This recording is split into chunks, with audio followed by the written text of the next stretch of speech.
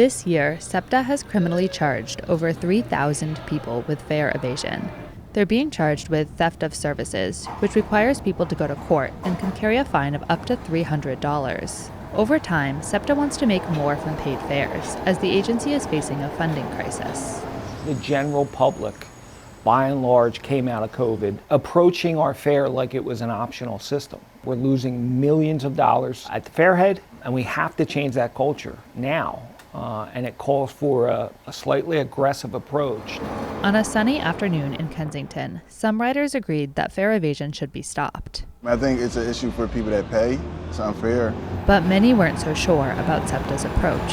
Fare evasion is definitely an issue, but when you keep raising the fare and you're not changing the conditions of the train or making it a more enjoyable ride for the people that ride it every day, I feel like it's not at the top of their list. I don't think there should be any penalty in the fare evasion. Honestly, I believe it should be a free service to the public, to the community. I don't think it should be $300, but I do think you get a warning if they do catch you. Yeah, I think I would find more ways to prevent people from evading the fares in the first place, because I know SEPTA is struggling for funding right now.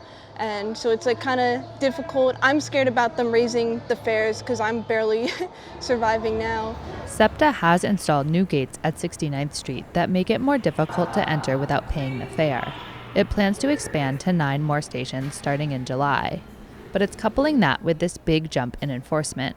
This is how it works. Transit stations are covered with cameras. SEPTA analyzes that footage to find hotspots for fare evasion. So you're going to see cops where a lot of fare evasion is taking place on the system, and they're going to be stopping it before it occurs, or they're going to be enforcing it when it does occur.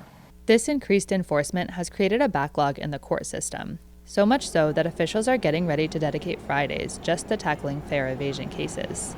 People who do go to court can argue their case, or choose to divert the punishment to community service instead of a fine.